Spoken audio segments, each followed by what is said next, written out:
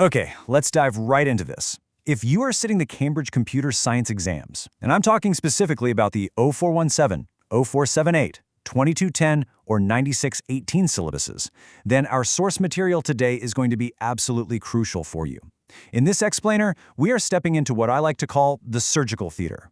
We're looking at a fascinating, highly precise approach to dissecting exam questions, specifically focusing on binary and Denary number systems reasoning.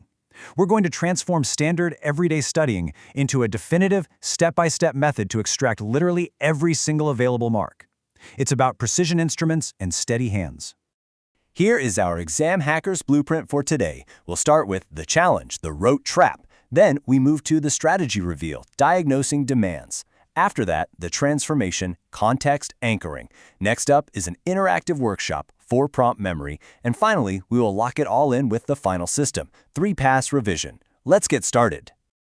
Section 1. The challenge, the rote trap. So we really need to examine the fundamental problem that traps so many incredibly knowledgeable students in the exam hall. The crucial question is this: why do students who know binary and Denary theory absolutely perfectly still drop marks? To answer this, I want you to picture a real Cambridge past paper scenario, specifically from an 0417 paper. Let me introduce you to two very specific types of students. First, we have Alex. Now, Alex is brilliant at raw theory. You ask Alex to convert a Denary number to binary and boom, it's done in 10 seconds flat. But Alex overloads answers with raw computer science facts and provides zero actual analysis. On a 4-mark application question about why binary is used in a specific hardware register, Alex just dumps a massive, dense paragraph about ones and zeros, base 2 systems and transistors. They are all true facts, but the red pen strikes. 2 out of 4 marks. Then we have Sam.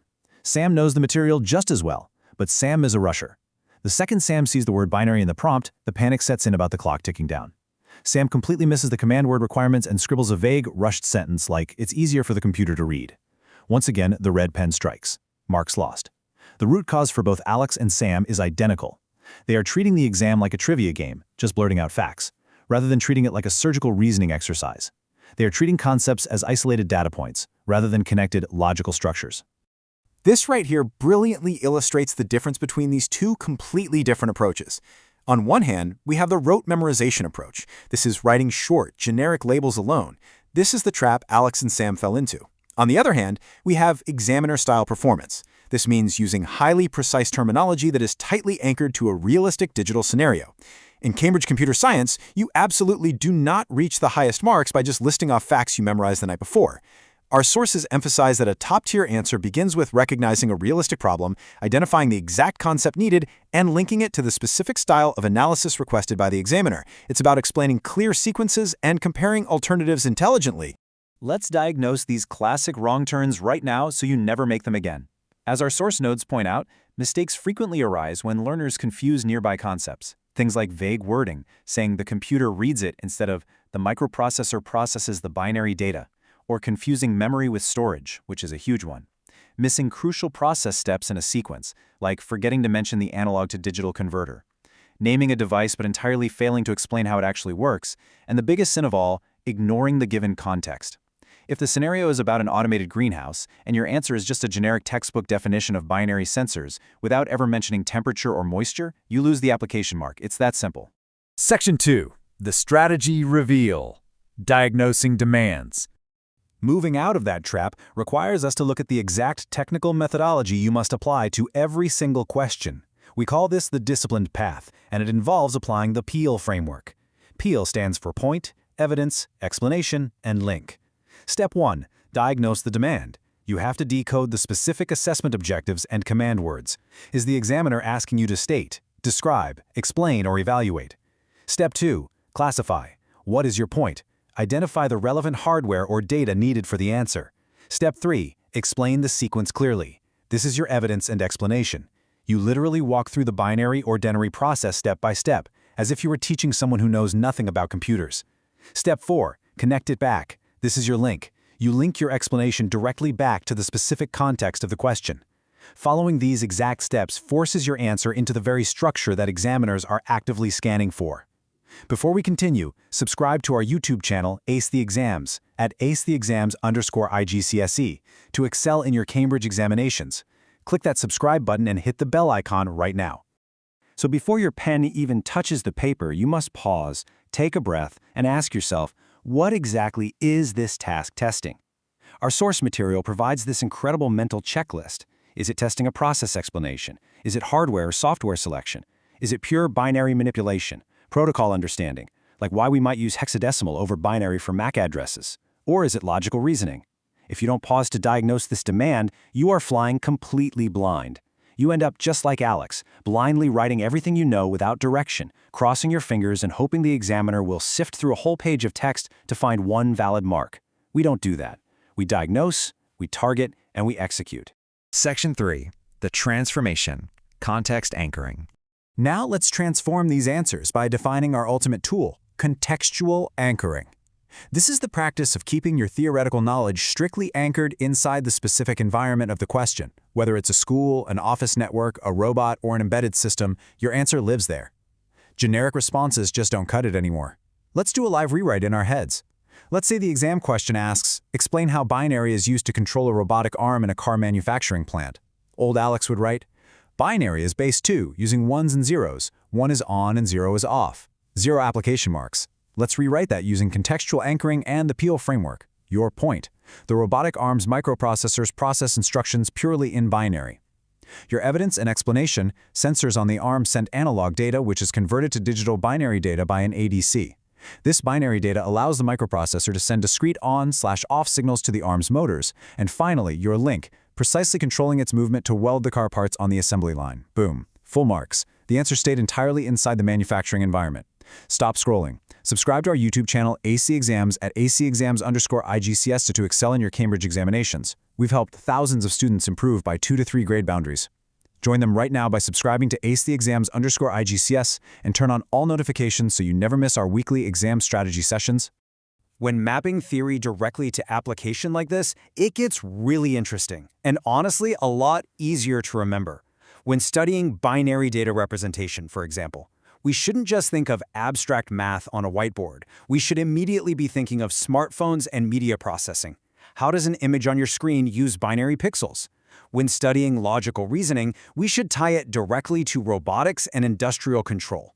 Protocol understanding, anchor it to secure banking communication.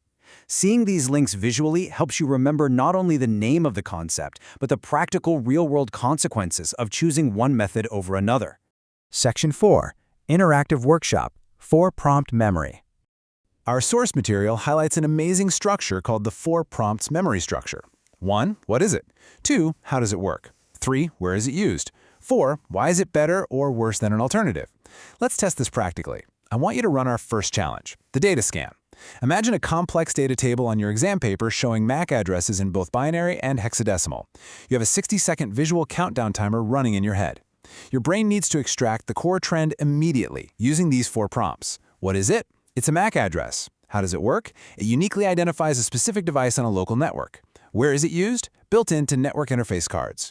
Why is hexadecimal better than binary here?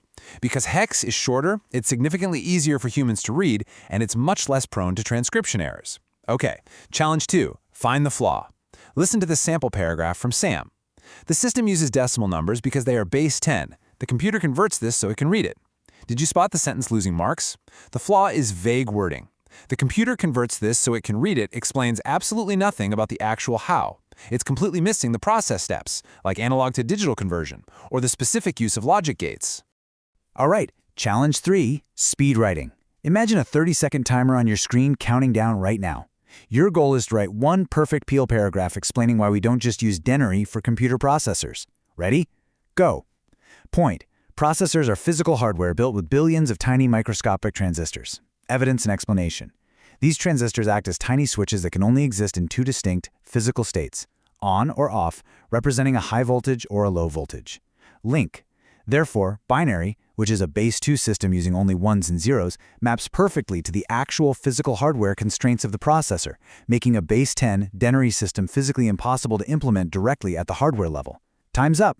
If you can answer these 4 prompts aloud and structure them like that under pressure, the topic is ready for exam use. If not, you need to rebuild it from a worked example. This specific framework forces you to practice comparison and single-topic explanation simultaneously, entirely avoiding those generic labeling errors. Section 5. The Final System 3-Pass Revision. To ensure all these techniques are absolutely locked in before exam day, our source explicitly recommends a layered system called the 3-pass revision cycle. It intentionally builds from micro-knowledge all the way up to macro application. Pass 1. Secure key definitions and contrasts. You need to know the exact technical difference between binary and denary, or memory and storage, without hesitation. Pass 2. Rehearse worked explanations and diagrams. Don't just passively read your notes. Draw out the logic gates. Map out the binary conversion process step by step on a whiteboard. Pass 3. Adapt to new scenarios and justified choices. This is where the magic happens. You take a theory and practice applying it to a completely unexpected context, like a smart fridge or an automated traffic light system.